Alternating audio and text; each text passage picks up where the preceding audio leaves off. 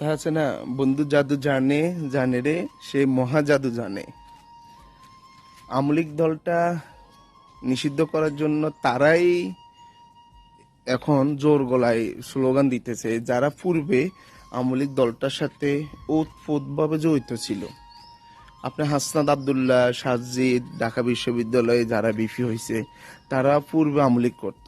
অন্যান্য দল বিএনপি বলেন, জাতীয় পার্টি বলেন, বা তাদের এখন বলতেছে তারা গুপ্তচর, তারা শিবির ছিল। ওই সময় তো তাদের একটা পোস্ট, একটা ছবি ওই নেতাগুলোর সাথে দেখি নাই। আসলে আমলিক যারা করছে তারাই জানে আমলিক কেমন, ভালো খারাপ তারা জানে। তারা এই জন্য আমলিককে নিষিদ্ধ করতে চাইতেছে। কিন্তু আম জনতা, সাধারণ মানুষ, 18 কোটির ভিতরে তো সবাই দল করে না। কেউ বিএনপি, কেউ জামাত শিবির, কেউ আপনার জাতীয় পার্টি, কেউ আওয়ামী লীগ, সবাই তো এক দল করে না, ভিন্ন ভিন্ন দল করে। এর ভিতরে সাধারণ যারা জনগণ আছে তারা আওয়ামী লীগ করে না, তারা কিন্তু চায় আওয়ামী লীগ আবার ফিরে আসুক।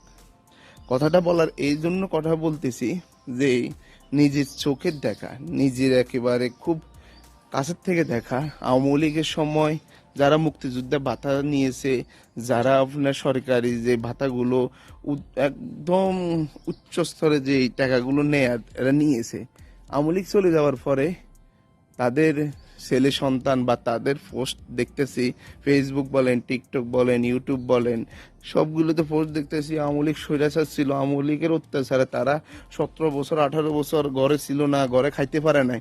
18 বছর যে তোর বাপের টাকাটা দিছে, ওই টাকাটা আওয়ামী লীগের যে দল সরকার ক্ষমতায় থাকা অবস্থায় যে মুক্তিযুদ্ধে ভাতা পাইতি, ওই ভাতার থেকে তোর সংসার চলছে।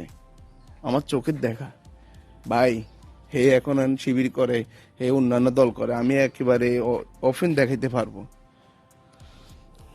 জামাত শিবির করেন বা দল করেন, সেটা আমাদের কোনো আপত্তি নাই। কিন্তু 18 বছর পরে আপনার বুঝে হুঁশ হয়েছে যে এই দলের টাকা খাওয়া হারাম, সবকিছু করাও হারাম। আপনার বাপে যখন টাকা আনছে তখন তো কই কোনোদিন বলেন নাই যে বাবা 30,000 টাকা যে নিতেছেন মুক্তিযুদ্ধে ভাতা হিসাবে, কমান্ডার হিসাবে, এরপরে আপনি সরকারি চাকরি করছেন, আদার সবগুলো নিয়ে আপনি 45,000 42,000 টাকা যে নিতেছেন, এই টাকাটা নিয়ে আমাদের উচিত হইতেছে না আমরা গা খাটনি করে আমাদের ফ্যামিলি সংসার চালাবো? তখন তো বলেন নাই বাবারে, তখন তো টাকাটা নিছেন। এখন দেখি যে মাথা